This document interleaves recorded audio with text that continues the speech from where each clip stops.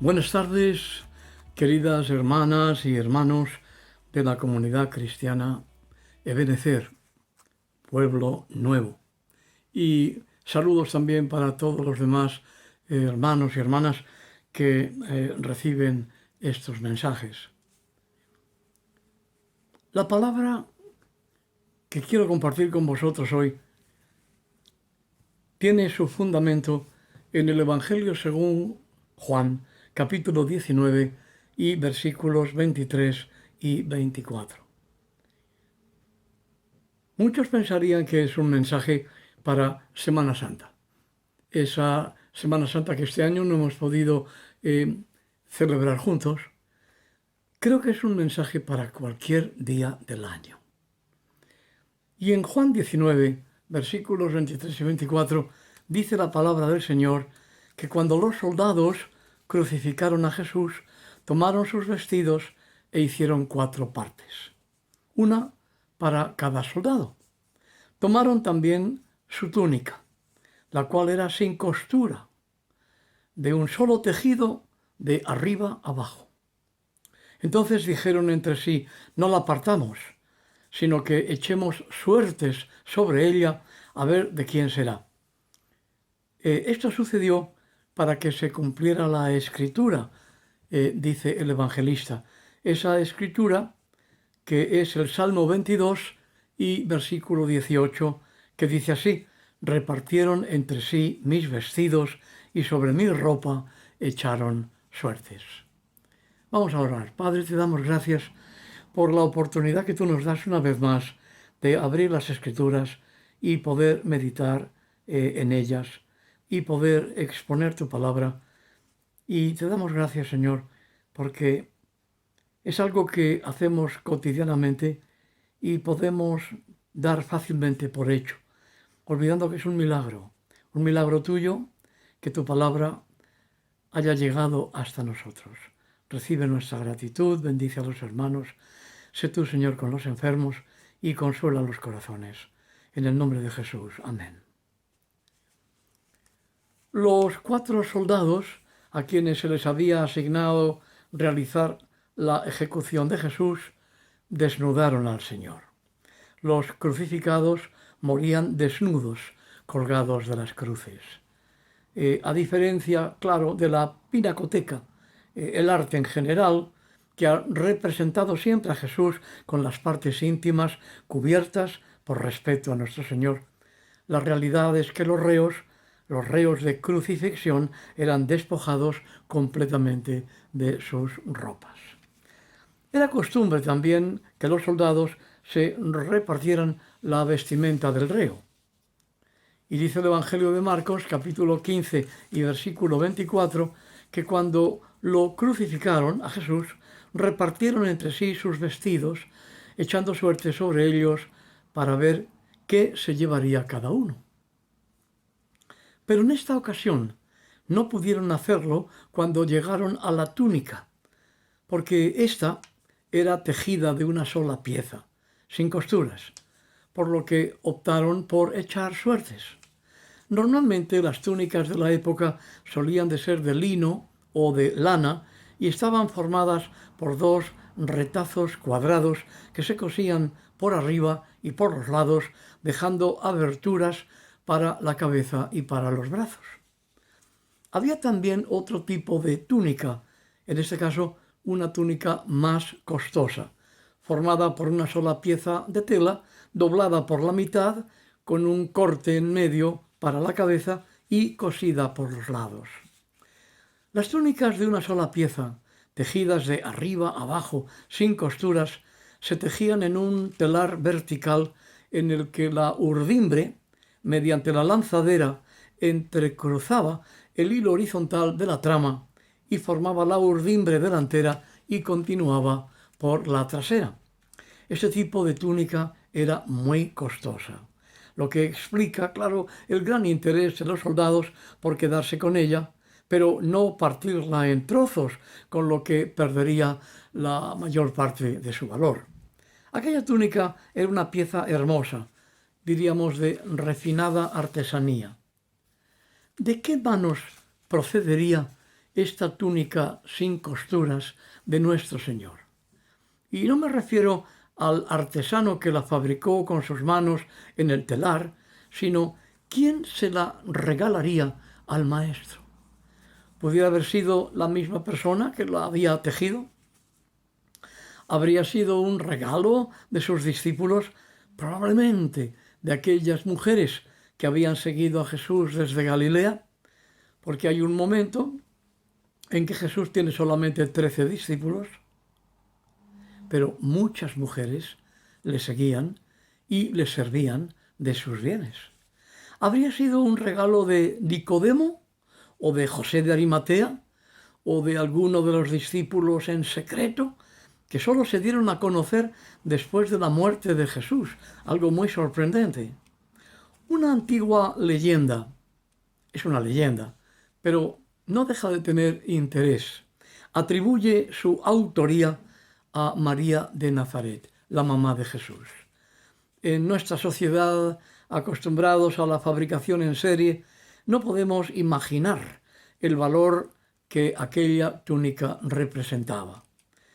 En esta escena en la que el cielo pesaba como un firmamento de plomo, firmamento viene de firme, precisamente, mientras los perros ladraban y las gentes iban acudiendo hasta formar una multitud para contemplar el espectáculo de la crucifixión, la túnica de Jesús iba tiñéndose de sangre. Las fibras de aquella tela iban absorbiendo la sangre de las heridas producidas por los latigazos en el pecho y la espalda del Señor. Un día ya lejano, en medio de otra multitud, una mujer se había acercado a Jesús por la espalda con intención de tocar el borde de su ropa, no para admirar su belleza, ni para medir la calidad del género del que estaba confeccionado el atuendo de Jesús, sino para poder llegar lo más cerca posible al Maestro, para sentir su pulso, para poder acoger la energía de su vida.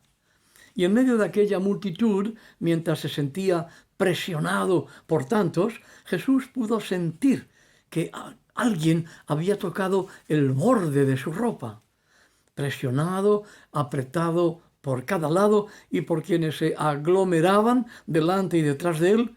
Jesús había sentido apenas un leve roce de una mano necesitada. Jesús podía estar presionado por la multitud, y de hecho lo estaba, y aún así discernir el dolor de un alma que precisaba sanación. Para Jesús nunca hubo muchedumbres, multitudes, masas, sino hombres, mujeres y niños, vidas irrepetibles, únicas, preciosas para Dios. Jesús siempre pudo discernir cada rostro, cada nombre, el significado de una mirada, de un roce, de un lamento, de una necesidad. Y Él sigue siendo el mismo, ayer y hoy y por los siglos. Pero en esta escena, en el Gólgota, las cosas son muy diferentes. Ahora las manos no buscan a Jesús para recibir sanidad. Ahora las manos no son manos agradecidas al Nazareno. Las manos de los soldados le han arrancado la túnica ya pegada a la sangre del pecho y de la espalda. No la pueden partir porque perdería su valor de una prenda sin costuras. Y al echar suertes, al afortunado le proporcionaría algún dinero o podría incluso usarla y presumir de un atuendo costoso. Reconocieron en aquel paño una dignidad que no supieron ver en Jesús. Al arrancarla del cuerpo del Señor, salió llevándose consigo la sangre y la escasa piel que quedaba en su cuerpo después de haber sido azotado. Jesús quedó desnudo, humillado, despreciado, hecho un guiñapo de carne molida y ensangrentada. Los soldados ya estaban satisfechos con su botín y Jesús estaba dispuesto para que le clavaran los pies y las manos sobre el madero, con lo que los romanos llamaban los clavitravales, que eran clavos de 20 centímetros. Y una vez que fue clavado sobre la cruz y ésta fue alzada, cuando el ciclo final de la pasión había comenzado, los soldados podían ahora sentarse al pie de la cruz y tranquilamente lanzar los dados para ver quién era el afortunado que se llevaba la túnica. Mientras el Salvador moría crucificado, maltratado y expuesto a la vergüenza pública, los soldados repartían entre sí sus ropas. El hombre ya no significaba interés alguno para ellos, pero Jesús, desde el inmenso dolor, tenía sin embargo palabras al Padre para aquellos hombres. Lucas capítulo 23, versículo 34. Padre, perdónalos, porque no saben lo que hacen.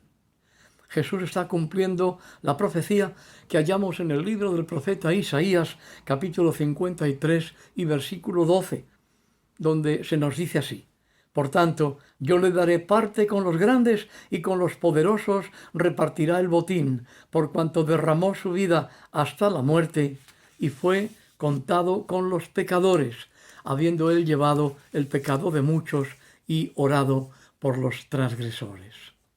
El perdón a los enemigos había sido la enseñanza de Jesús. En el Evangelio de Lucas, en el capítulo 6, los versículos 29 y 35 y 36, dice nuestro Señor: al que te hieran una mejilla, preséntale también la otra, y al que te quite la capa, ni aun la túnica le niegues. Amad pues a vuestros enemigos, haced bien y prestad, no esperando de ello nada, y vuestra recompensa será grande, y seréis hijos del Altísimo, porque Él es benigno para con los ingratos y malos. Sed pues misericordiosos, como también vuestro Padre es misericordioso. En el reparto de la ropa de Jesús se cumplía también lo que leemos en el Salmo 22, versículos 16 al 18. Perros me han rodeado, me ha cercado una banda de malignos, desgarraron mis manos y mis pies, contar puedo todos mis huesos. Entre tanto, ellos me miran y me observan, repartieron entre sí mis vestidos y sobre mi ropa echaron suertes. El propósito de Dios en Cristo Jesús fue como el género de su túnica, es decir, sin costura, sin fisura, sin división alguna. Su nacimiento, su vida, la lenta y progresiva revelación de su vocación, su unción en el bautismo en las aguas, su plegaria por la otra copa en el Getsemaní y ahora en su muerte, todo se manifiesta como una realidad igualmente sin costuras. Ahora está a punto de producirse la gran victoria, el anticipo de los nuevos cielos y de la nueva tierra en la resurrección de Jesucristo, el anticipo de nuestra propia resurrección en el gran día de su venida, el gran día de Dios, cuando venga como Mesías triunfante. El Espíritu Santo será el encargado de plantar las semillas de la redención en nuestros corazones. Esas simientes de perdón son las que salen de la boca de Dios en Cristo y son la respuesta a la oración de Jesús en la cruz del Calvario. Padre, perdónalos, porque no saben lo que hacen. Yo quiero dirigirme a ti para invitarte a tomar una decisión por Cristo Jesús, si es que nunca la has tomado. El que entregó su corazón por tus pecados y los míos en aquella cruz del Calvario. Cuando entregamos nuestro corazón de piedra, insensible a la voz del Espíritu Santo, Cristo ha prometido darnos un corazón de carne, sensible y sensitivo a la voz del Espíritu Santo, del Espíritu Consolador. Eso es lo que la palabra de Dios llama nacer de nuevo, nacer de lo alto, nacer de simiente incorruptible, nacer del Espíritu Santo. Quizás tú que me escuchas tomaste una decisión por Cristo ya hace algún tiempo. Ha transcurrido el tiempo, han sucedido muchas cosas. En algunos casos ha habido desplazamientos a grandes distancias, salida del país natal para instalarse en otra tierra lejana, distante, por diversas causas que solo Dios, y creo que tú puedes conocer, se ha podido producir un olvido de esa decisión por Jesucristo que tomaste un día.